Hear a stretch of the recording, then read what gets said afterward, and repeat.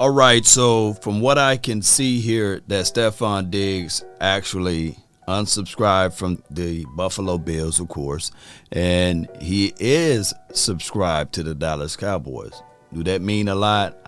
I can tell you from a financial piece that the Cowboys may not even entertain this at all. Hey, bro, come on now, dog. 1,400 yards, 11 touchdowns last season. Of course, Stefon Diggs is a dog, but he will require a lot of money, and the Cowboys don't like to spend a lot of money, especially for guys that's not homegrown here. They don't like the guys from the outside coming in. They love their own guys. And the slogan is, we like our guys, WLOG.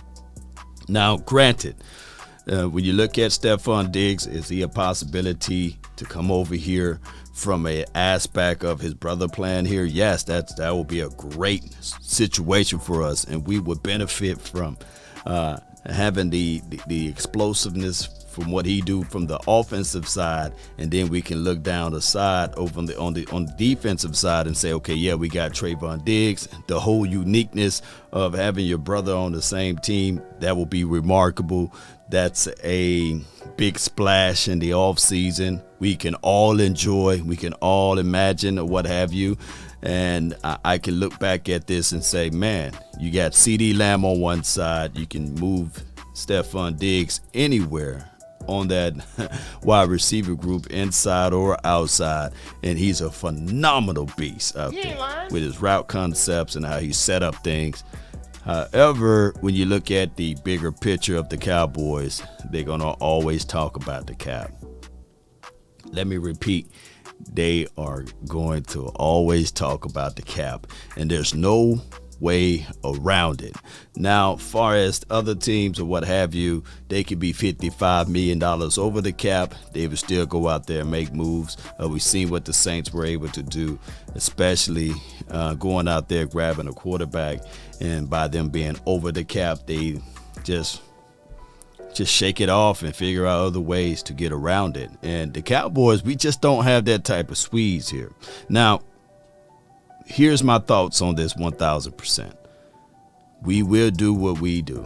And will the Cowboys be a playoff contender next year? Yes. I think that this team is talented enough to still go back to the playoff. I think that this team will also be talented enough to win playoff games.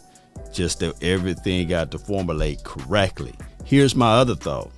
Look at how other teams moving.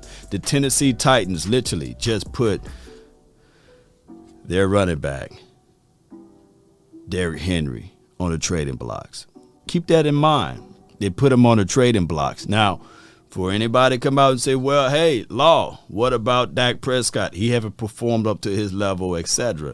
Or what's going on with Ezekiel Elliott? He haven't performed up to the levels that everybody think that he should be. Why are those guys are on the trading block? Well, it goes all the way back to the negotiation of the salary and the contract.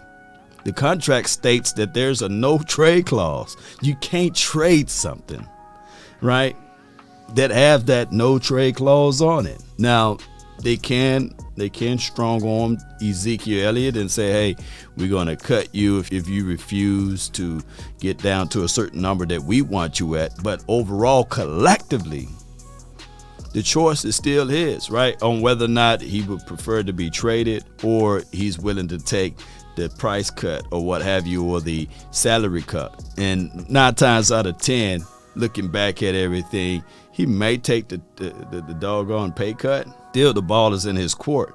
If you cut him, you're still going to have to eat that money. And the same could be said for Dak Prescott. Remember, the last time we had these conversations, Stephen Jones said his camp have not spoken to Dak Prescott people. I wonder if that is the same situation. Well, let me know of your thoughts. Let me know of your concerns. That's been my time. I really thank you all for yours. DC for life. Salute.